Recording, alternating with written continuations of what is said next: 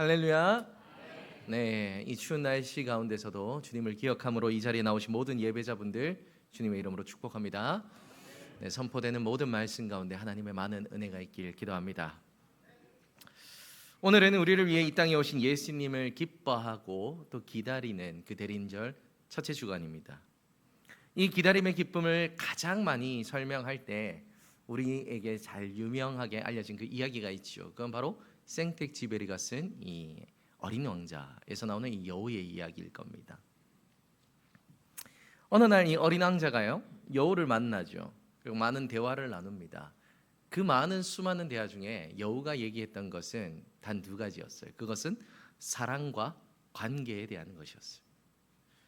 너와 내 사이에 사랑과 관계가 없으면 우리는 아무런 의미가 없다는 거죠. 난 너를 기다리지도 않을 거고 난 널 기대하지도 않을 거고 나에게는 그 시간은 아무런 소용이 없을 것이다. 여우는 그렇게 이야기를 합니다. 그러면서 어린 왕자에게 부탁을 하죠. 나를 길들여 달라고. 그러면 내가 너에게 있는 그 모든 시간들이 의미를 가지게 되고 관계를 가지게 되고 그러면 그때 아주 유명한 이야기를 합니다. 네가 4시에 온다면 나는 3시부터 기쁠 거야. 이런 이야기를 하죠. 정말 아름다운 이야기가 아닐 수 없죠. 이것이 바로 기다림의 기쁨이라는 거예요. 정말 아름다운 이야기죠. 근데 제가 이렇게 이 글을 읽으면서 깊은 감동을 받으면서 역시 생텍쥐베리는 다르구나. 참 아름다운 문장이구나 하고 있는데 제가 그 밑에 달려있는 글들을 보는데 이 감동이 팍 식었어요. 왜 그러냐면 이 아름다운 문장을 오늘날 사람들은 이렇게 유쾌하게 바꿔서 얘기를 하더라고요. 오후 4시에 택배가 온다면 난 3시부터 기쁠 거야. 이건 좀 낫습니다. 그 다음이 제가 진짜 경악했던 건데 남편이 8시에 출근하면 나는 7시부터 기쁠 거야. 웃는다라는 건요 어느 정도 공감을 하시는 분이 있다는 거죠. 우리들의 마음속에 그런 마음들이 있을 수도 있다라는 거예요. 짧은 우스갯소리지만요 이걸 통해서 우리가 알게 되는 건 뭐냐면 기다림에는 분명히 기쁨이 있다라는 거예요. 우리는 그 기쁨을 알고 있죠. 성탄 전날 생일 전날 아이들은요 선물을 받을 걸 기대하면서 기다리면서 기뻐합니다. 연인들을 만나는 그 시간을 기대하면서 사랑하는 연인들은 또 기다림을 그 기쁨으로 이겨내고 있죠. 명절만 손꼽는 어르신들 있지 않습니까? 추석이 되면 설이 되면 너무 귀여운 내 손주들 아들들 보게 될 건데 기다리며 기쁨으로 그렇게 살아가는 거죠. 우리는요 그런 기다림의 기쁨을 모두가 알고 있는 겁니다. 그래서 오늘부터 우리는 4주간 이 성탄 주간이 있는 그 4주째에 이르기까지 4주간 동안을요 성탄을 기다리며 라는 주제 가운데 하나님의 말씀을 전하려고 합니다. 부디 그 모든 시간 가운데 예수님을 기대하고 기다리며 기뻐하는 그런 우리들이 되길 주님의 이름으로 축복합니다. 오늘은 성탄을 기다리며 그 첫 번째 시간으로 소망을 품은 기다림이라는 제목 가운데 이 미가서를 살펴보려고 합니다. 우리가 흔히 하는 말 가운데 이런 말이 있죠. 사람은 많은데 사람이 없다. 비슷한 말로 이런 말이 있습니다. 홍순한데 마실 물이 없다. 무슨 말입니까? 이는 무수한 사람들 가운데 정작 필요한 사람이 눈에 띄지 않는다는 거예요. 사람은 정말 많은데 정작 쓸만한 사람을 찾고 찾으면 보이지가 않더라는 거죠. 그런데 미가의 시대가 바로 그러했습니다. 우리가 잘 아는 것처럼 이 사울과 다윗과 솔로몬이라는 이 통일 왕국, 정말 아름답고도 강대한 이 왕국의 끝은요 비참한 것이었죠. 남유다와 북이스라엘로 나뉘게 됩니다. 그리고 더 안타까운 것은 북이스라엘에 있는 약 20명의 왕들 가운데 하나님이 보시기에 선한 왕은 하나도 없었다라는 거예요. 누구 한 명도 하나님 앞에서 바르게 선자가 없었다라는 겁니다. 언제나 불의하고 언제나 하나님보다 세상을 즐거워하고 하나님의 말씀을 듣기보다 자신의 생각을 주장하는 걸 즐거워했던 것이 이 북이스라엘의 모습이었다는 거죠. 자, 하나님은 그들을 돌이키기 위해 최선을 다합니다. 엘리야와 엘리사 같은 자들, 그들이 다 북이스라엘의 대선지자들 아닙니까? 그와 같은 선지자들을 계속해서 보내면서 하나님은요 그들을 돌이키려고 해요. 그 길이 아니다. 돌아와라. 하나님 앞으로 돌아와라. 자, 근데 우리가 성경을 보면 아는 것처럼 그들의 마음은 너무 완고하죠. 그들의 생각은 너무 견고한 진을 친 것과도 같았습니다. 아무도 그 말을 들으려 하지 않는 겁니다. 아무리 위대한 선지자, 많은 기적을 보여주고 하나님의 영광을 드러내도요 그들은 꺾이지 않았습니다. 자, 한결같이 거부하는 거예요. 그 증거가 뭐냐면 그 증거가 바로 이 미가 선지자예요. 북이스라엘이 얼마나 악독했는가를 드러내는 증거가 미가 선지자라는 겁니다. 왜냐하면 그는 사실 북이스라엘의 사람이 아니라 남유대에 있는 모레셋이라는 아주 작은 마을에 있는 사람이었기 때문이죠. 그렇습니다. 미가는요, 남유다에 있는, 그것도 왕정에 있던 사람이 아니라 모레셋이라는 농촌 마을, 아주 작은 마을에 살던 한 사람이었어요. 근데 하나님이 얼마나 북이스라엘에서 쓸만한 사람이 없었으면, 사람이 그렇게 많은데 들었을 사람이 없었으면 남유다에 있는 모레셋에 있는 미가에게 하나님의 영이 임합니다. 그리고 들어서 북이스라엘로 보내는 거죠. 자, 그 상황을 미가는 이렇게 고백을 합니다. 미가서 3장 8절의 말씀입니다. 우리가 함께 읽어보겠습니다. 오직 나는 여호와의 영으로 말미암아 능력과 정의와 용기로 충만해져서 야곱의 허물과 이스라엘의 죄를 그들에게 보이리라. 아멘. 미가가 말하는 것이 무엇입니까? 자신의 울분과 자신의 생각과 자신의 판단과 자신의 계획으로 올라온 것이 아니라는 거예요. 하나님의 영이 자신에게 임했다는 겁니다. 그 영이 임해서 나에게 준 사명이 있으니 그게 바로 뭐냐면 북이스라엘로 올라가서 그 이스라엘의 죄를 드러내라는 거예요. 그 죄를 허물을 보이라는 것이었어요. 그리고 그들을 심판할 것이라는 하나님의 준엄한 말씀을 선포하라는 겁니다. 자, 이 사명 가운데 미가가 이제 북이스라엘 사람들한테 심판을 선포하는데요. 내용을 살펴보면요, 정말 처참하기 그지가 없습니다. 당시 이스라엘의 지도부, 정치적인 지도부를 얘기를 하는 겁니다. 그 지도부들을 보면요, 부정부패가 말할 수가 없었어요. 하나님의 정의와 공의를 드러내는 것이 아니라 그들은 언제나 뇌물을 받고 공의를 굳게 만듭니다. 재판을 굳게 만드는 거예요. 가난하고 약한 자들의 재산을 끊임없이 착취하는 겁니다. 이것이 그 나라를 다스리던 정치부들, 지도자들이 행하던 악행이었어요. 하나님이 맡겨주신 나라인데 그들은 악을 행하며 자신들의 주머니만 배불리기에 급급했다라는 거예요. 자, 그런데 여기서 문제가 끝이 아닙니다. 보통 이스라엘은 어떤 식으로 진행되냐면 그렇게 왕이 타락했을 때, 고관 대작들이 타락했을 때 선지자들이 일어나서 하나님의 말씀을 선포하죠. 회개를 촉구합니다. 그런데 북이스라엘은 선지자들도 타락했다는 거예요. 어느 정도였냐면 미가와 같이 하나님의 말씀을 선포하고 회개를 부르짖고 당신들 이런 잘못이 있으니 돌아오시오, 하나님의 말씀을 들으십시오, 회개하십시오라고 하면 이것이 듣기 싫어서 이 자칭 선지자라고 하는 자들은 뭐라고 얘기를 했냐면 너 같은 놈은 예언하지 말라고. 오늘날로 치면 뭡니까? 너 같은 놈은 설교하지 마라. 하나님은 우리에게 그런 말을 하실 뿐이 아니다. 하나님은 사랑이시고 하나님은 우리를 실망시킬 뿐이 아니다. 너 같은 놈은 말하지 마라. 정확히 미가서 2장 6장에 그런 말이 있습니다. 너는 하나님의 말씀을 대언하지 말아라. 하나님께서 우리를 망신 주실 리가 없다. 그들은 그렇게 이야기를 하는 거예요. 정치부도 썩었지만 이 믿는 선지자들도 썩어버린 겁니다. 서로가 서로를 도와가며 자신의 주머니만 배불리 하는 거예요. 그게 무려 몇 년 동안? 500년 동안 그 기간이 이어지는 겁니다. 500년입니다.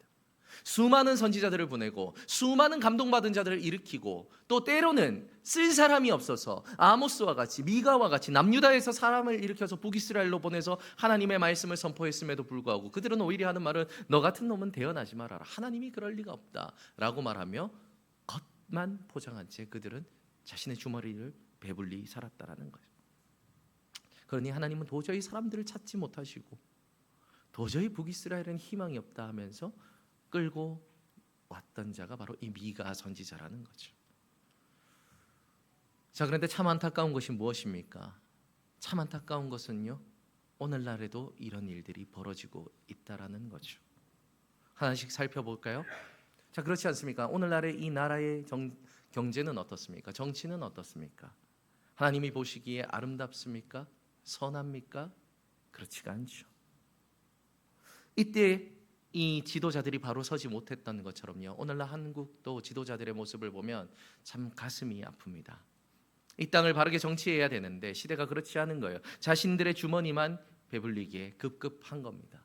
경제가 무너지고 있습니다. 환율이 지금 1,500원을 뚫으려고 하고 있습니다. IMF는 계속해서 경고를 보내고 있습니다. 이러고 있다가 한국이라는 나라는 소멸할지도 모른다고. 근데 아무도 서민을 돌보지 않습니다. 아무도 경제를 생각하지 않습니다. 자신들의 주머니만 배불리기 급급합니다. 이스라엘 백성들에게 일어났던 그 일처럼 돈을 받고 재판을 하여 굽게 하여 법을 자기들의 마음대로 해석하기 시작합니다. 북이스라엘에게 일어났던 그 부패가 지금도 일어나고 있는 겁니다. 괜히 유전무죄, 무전유죄라는 말이 생기는 게 아닌 거예요. 어제 오늘 일이 아니지만 오늘날엔 정말 이것이 심각해지고 있는 거죠.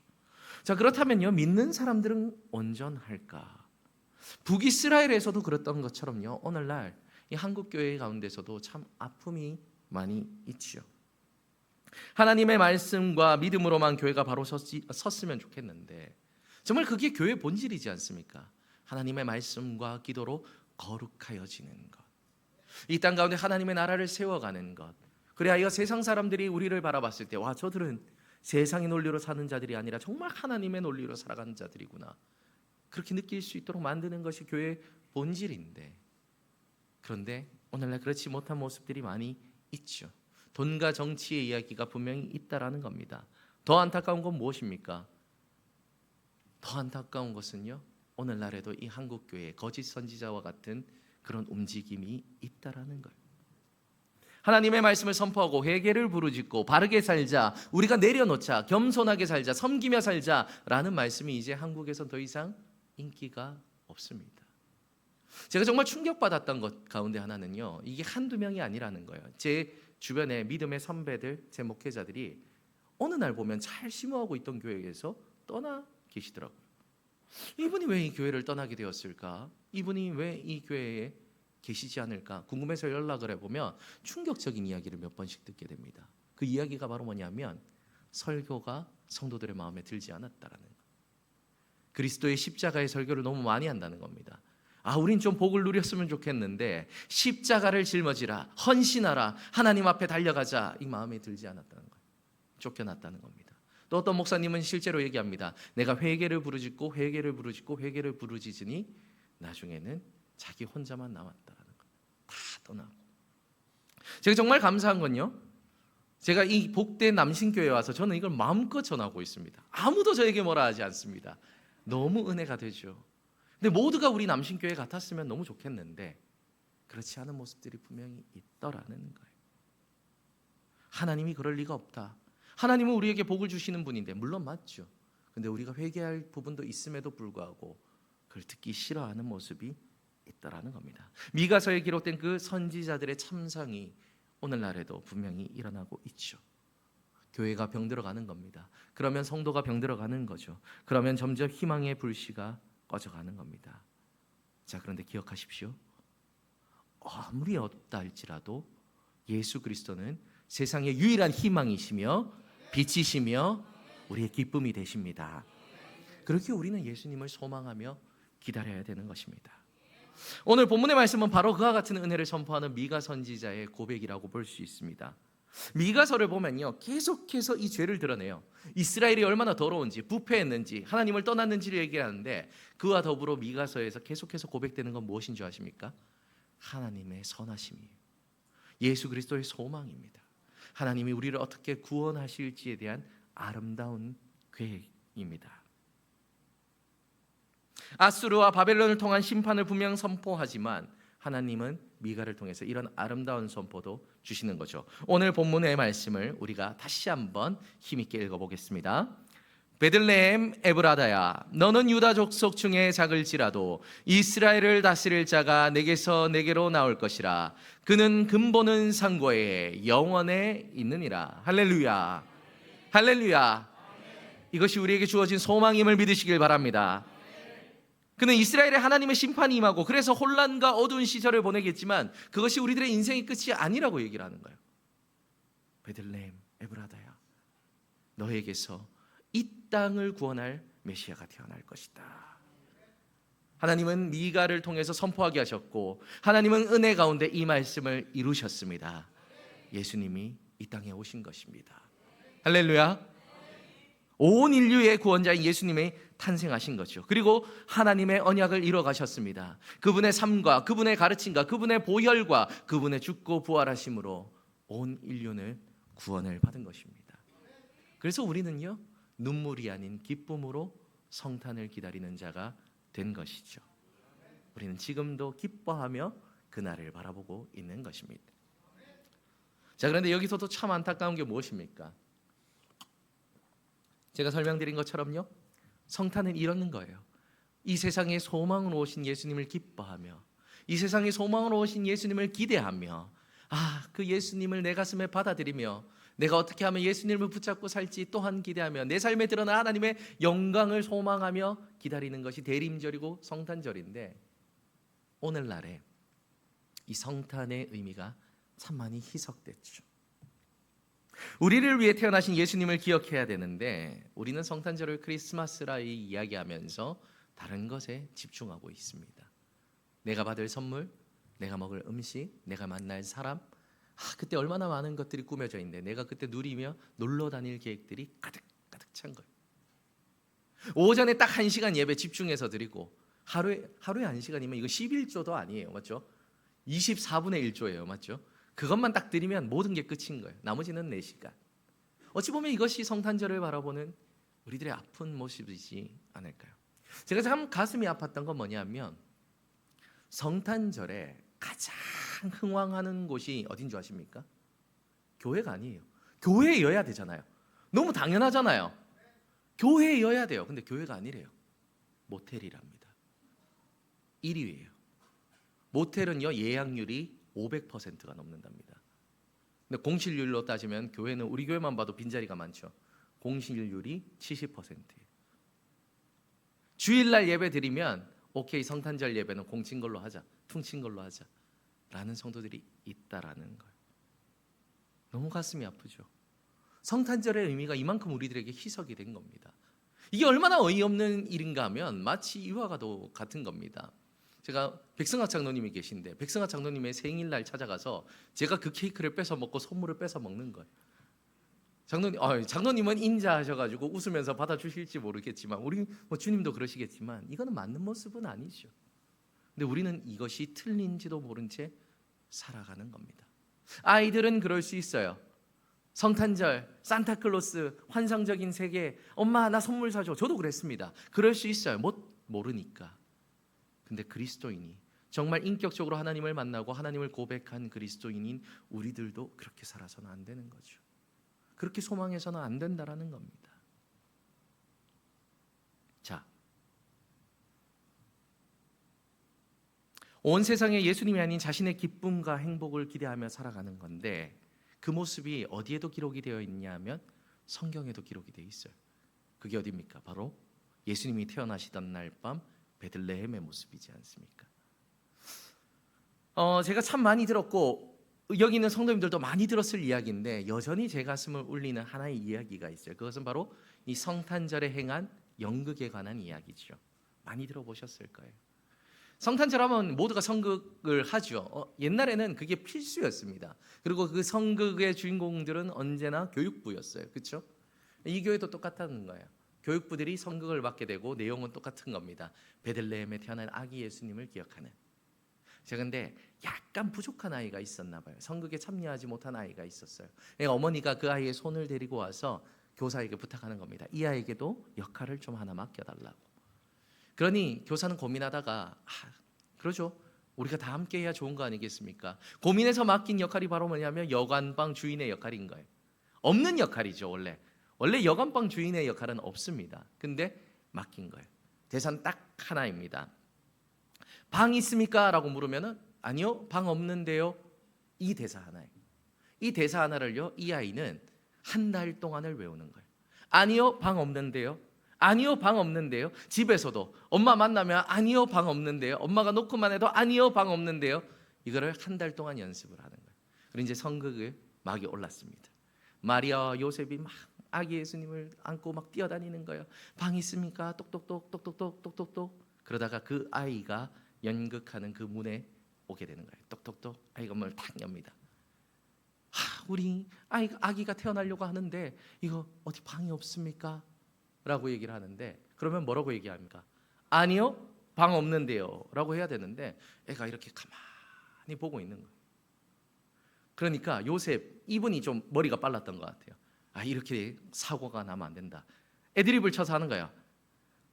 혹시라도 좀 방이 남는 거 하나 없겠습니까? 정말 간절합니다 라고 얘기하니까 이 아이가, 여관 주인 아이가 눈물을 쭉 흘리는, 아니요 방 없는데요를 얘기해야 되는데 말을 못하고 눈물만 쭉쭉쭉 흘리는 거야.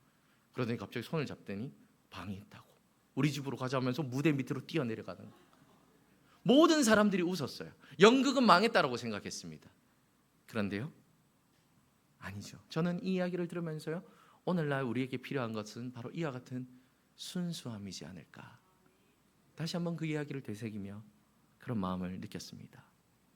그렇습니다. 사랑하는 성도님, 성탄은요 온전히 예수님을 향한 것입니다. 성탄은 온전히 예수님을 생각하는 것입니다. 성탄은 온전히 예수님을 바라보는 것입니다. 그렇게 믿는 자인 우리가 성탄을 기다린다는 것은 이 땅에 오신 예수님을 기억하며 우리를 위해서 구원하시기 위해 기꺼이 하늘 보좌를 버리신 그 예수님의 사랑을 감사함으로 기다리는 것입니다. 이와 같은 성탄의 기쁨이 회복되길 주님의 이름으로 다시금 축복합니다. 자, 그럼에도 불구하고요, 우리는 이 성탄을 기뻐하지 못하는 자들이 있다는 걸 알게 됩니다. 그것은요, 바로 삶이 너무나 고된 자들이에요. 삶이 너무나 무거운 자들입니다. 제가 며칠 전 이 사무실에서 열심히 일을 하고 있는데 이제 누군가 저를 찾아와서, 아내가 전화가 왔죠. 목사님, 이분을 좀 만나봐야 되겠습니다라고 해가지고 한 분을 만나게 됐습니다. 제가 이곳에 있다 보면 그런 분들을 참 많이 만나요. 지나가면 그러면은 그런 분들 붙잡고 때로는 2시간씩, 때로는 3시간씩, 진짜 길게는 3시간까지 있는 분들이 있어요. 근데 대부분의 다들 목적은 뭐냐면 결국은 돈입니다. 돈 좀 달라는 거죠. 그래도 삶의 이야기고 이때가 복음 전하는 기회다 싶어서 이야기를 들어주고 복음을 전하죠. 근데 이분은 처음부터 뭔가 좀 다르더라고요. 그래서 사무실로 모시고 갔습니다. 저보다 나중에 알게 된 거죠. 저보다 이 나이가 한 3살은 어린데 얼굴을 보면 한 10살이 더 많아 보여요. 고생을 많이 한 거겠죠. 제가 탁 자리에 앉으라 하고 제가 커피를 한 잔 시켜서 줬는데 아무 말도 안 하고, 남자예요, 남자. 눈물을 주룩주룩 계속 흘리고 앉아 있는 거예요. 휴지를 떼주고 무슨 일이냐 묻지도 않고 기다렸습니다.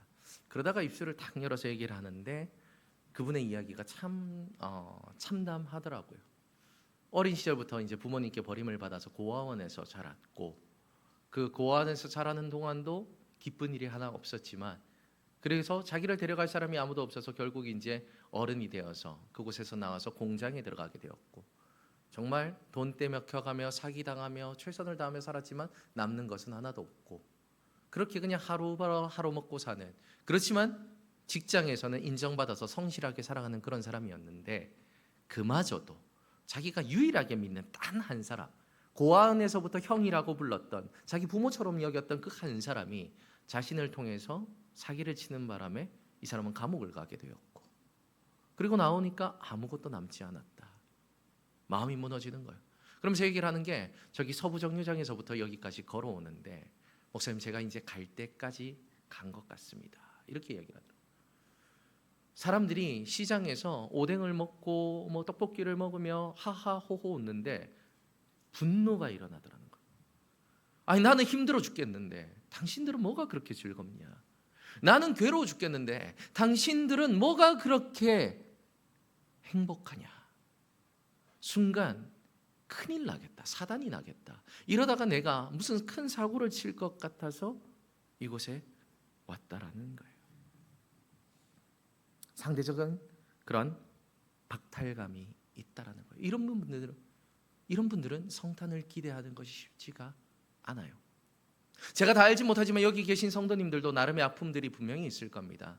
제가 담임 목사이지만요, 나름 살펴본다고 하지만 다 살펴볼 수가 없죠. 말을 하지 않으면 알 수가 없는 겁니다. 그렇지만 저는 압니다. 각자 나름의 아픔이 있다는 것을. 성탄을 기대하고 싶은데 우리가 정말 그 어린 시절, 아무것도 몰랐던 개구졌던 그 시절처럼 정말 하룻밤 자고 하룻밤 일어나면서 깔깔깔거리면서 친구들만 놀면 되는 그 시절처럼 아무 걱정 없이 성탄을 기대하고 싶은데 우리들의 현실은 너무 무거운 거예요. 너무 어두운 거예요. 기뻐하긴 너무나 암담한 거예요. 그런 현실 때문에 기뻐하지 못하는 자들이 있죠. 하지만 기억하십시오. 그럼에도 불구하고 예수님은 우리들의 기쁨이 되십니다. 그 청년이 왜 교회에 들어온지 아십니까? 단 한마디였어요. 전도, 그때가 모교 전도대가 있었거든요. 전도하는 분에게 와서 내 인생이 너무 힘들다라고 얘기를 하는데 그분이 거기서 전도하는 분에게 이야기를 하셨대요. 당신은 뭐가 그렇게 좋아서 웃냐고, 행복하냐고. 그러니까 그 분이 얘기를 했대요. 제가 누군지는 정확히 모릅니다만 너무 행복하다고. 난 예수님 믿어서 너무 행복하다고. 이 사람이 울분에 차서 얘기를 했답니다. 아니 세상이 이 모양 이 꼴아진데 뭐가 그렇게 행복합니까? 아니 솔직히 까놓고 얘기를 해보십시오. 예수님 믿으면 행복합니까? 라고 했는데 그분이 너무 환하게 웃으면서 네 행복합니다 라고 얘기를 하니 거기서 자신은 하나님을 봤다는 거예요. 정말 하나님이 살아계신가? 이분들이 이렇게 웃을 수 있다라는 건 분명히 뭐가 있어도 있는데 나도 그런 하나님 한번 만나보고 싶다. 나도 그런 예수님 한번 만나보고 싶다. 그 소망이 생기더라는 겁니다. 사랑하는 성도님, 아무리 고달파도요 예수님을 진짜로 믿는 자는요 슬퍼하지 않습니다. 괴로워하지 않습니다. 왜냐하면 예수님은 우리의 참된 기쁨이 되시기 때문입니다. 이것을 정확히 보여준 자가 누구입니까? 그게 바로 미가 선지자예요. 미가 선지자는 이렇게 선포하죠. 오늘 본문의 말씀, 베들레헴 에브라다야 너는 유다 족속 중에 작을지라도 이스라엘을 다스릴 자가 내게서 내게로 나올 것이라. 그는 근본은 상고에 영원에 있느니라. 아멘. 자, 그런데 한번 생각해 보십시오. 미가 선지자가 이걸 목격했습니까? 예수 그리스도의 은혜를 체험했습니까? 나라가 회복되고 예수님으로 인하여 하늘의 나라가 이 땅에 임하는 것을 목격했냐는 그 말입니다. 미가 선지자는 보지 못했어요. 체험하지 못했어요. 그가 본 것은 오히려 무엇입니까? 아수르로 인해서 자신의 나라가 멸망하는 그 순간입니다. 바벨론의 그 포악된 실정들을 그는 보게 되는 겁니다. 그는 믿음으로 선포했지만 정작 그가 봤던 그 현실은요 참담함과 암담함 그 자체였어요. 나라가 무너지고 아수르가 쳐들어오고 바벨론의 포로로 잡혀가는 그 모습을 미가 선지자는 보게 되는 겁니다. 자, 그런데 더 놀라운 건 무엇인지 아십니까? 미가 선지자는 단 한 번도 좌절하지 않습니다. 미가 선지자는 계속해서 하나님을 찬양합니다. 계속해서 예수 그리스도를 소망합니다. 그리고 나아가서 그 뒤를 보면 미가 선지자는 이렇게 고백합니다. 하나님처럼 사랑이 많은 분은 없습니다. 자, 어떻게 그럴 수 있을까? 그 해답이요 우리가 아까 전에 읽었던 3장 8절에 있는 거죠. 오직 나는 여호와의 영으로 말미암아. 무슨 말입니까? 미가는 지금 혼자 있는 것이 아니라는 거예요. 성령 하나님의 충만한 가운데 성령님께서 미가를 붙잡아 주자. 환경이 그를 무너뜨리지 못한다는 겁니다. 세상이 그를 넘어뜨리지 못한다는 겁니다. 그의 약속의 말씀, 그를 통해 선포된 말씀이 이 땅 가운데 이뤄지지 않더라도 그는 낙담하지 않는 거예요. 왜? 성령 충만함으로 말미암아 그의 눈은 영안을 떠서 이제 새로운 세상을 보게 되는 거죠. 고난 뒤에 오는 예수 그리스도가 보이는 겁니다. 환난 뒤에 오는 하나님의 회복이 보이는 겁니다. 이 땅의 현실이 진짜 현실이 아니라 우리가 가게 될 그 본향, 천국이 우리들의 본향이라는 것을 그들은 보게 된 겁니다. 그러니 어떻습니까? 나라는 무너지고 아수르는 쳐들어오고 바벨론은 고난을 당하게 하지만 미가는 희망을 품고 선포할 수 있는 거예요. 베들레헴 에브라다야 너희들은 결코 작지 않다. 너희들의 땅에서 예수 그리스도가 태어나실 것이다. 할렐루야. 사랑하는 성도님, 성탄을 기대하는 마음 가운데 우리에게 이와 같은 은혜가 있길 소망합니다. 세상은 너무나 소란스럽죠. 마치 미가의 시대 같습니다. 정치는 썩어 있고 나라는 희망이 없습니다. 우리가 살아가는 데에서 우리 힘으로 해낼 수 있는 것이 아무것도 없어 보입니다. 교회를 봐도 때로는요 은혜를 받기보다 상처를 받을 때가 있을지도 모릅니다. 그러니 그리스도인들조차도 이러다가 다 죽겠다, 희망이 없다, 어떻게 살아가야 되냐 한숨이 나오는 시대일 수 있습니다. 하지만 기억하십시오. 예수님은 이 땅에 평화로 오셨습니다. 소망으로 오셨습니다. 기쁨으로 오셨습니다. 그러니 우리가 가져야 되는 건 무엇입니까? 미가와 같은 소망을 품은 기다림입니다. 세상이 어두울수록 우리는 더욱 기도합시다. 예수님의 빛이 이 땅을 밝게 비추어 주시옵소서. 이런 시국에 무슨 성탄절이냐, 사람들이 욕할 때에도 우리는 더욱더 적극적으로 선포합시다. 이런 시국이기에 더욱더 예수님의 기쁨이 필요합니다. 할렐루야. 그러면 우리가 그와 같이 믿음을 가지고 성탄을 기대하고 소망하며 예수님을 바라며 살아가면요, 하나님은 여기 계신 성도님들의 삶을 통해 이 땅 가운데 성탄의 기쁨을 이뤄 가실 겁니다. 그 밝게 웃었던 한 저도대원의 웃음이 한 낙심된 영혼을 교회로 이끌었던 것처럼 이 성탄절을 기대하면서 기쁨으로 복음을 선포하며 사십시오. 그러면 여러분들의 그 삶 자체가 복음이 되어 세상 사람들에게 예수님의 사랑을 전하는 도구가 될 것입니다. 우리가 그렇게 아름답게 소망을 품으며 성탄을 기다리며 그렇게 예수님을 바라보며 사는 복된 한 주가 되시길 주님의 이름으로 축복합니다. 우리 이와 같은 마음을 담아서 우리 함께 기도하며 나아가 볼까요? 하나님, 또 한 번의 성탄을 맞이합니다. 우리가 일생 가운데 맞이하는 이 성탄, 이제는 너무나 많이 맞이해서 너무나 익숙한 성탄이지만 주님 부디 바라오는 것은 이 시간 우리들의 심령을 새롭게 하여 주옵소서.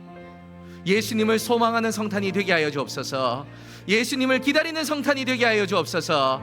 그리하여 희망 없는 세상 속에 예수님을 드러내며 예수님이 기쁨이라 말하며 세상 사람들 가운데 하나님의 살아계심을 드러내는 복된 성탄이 되게 하여 주옵소서. 우리 이 시간 그와 같은 간절한 소망을 품고 기도하며 나아갑시다.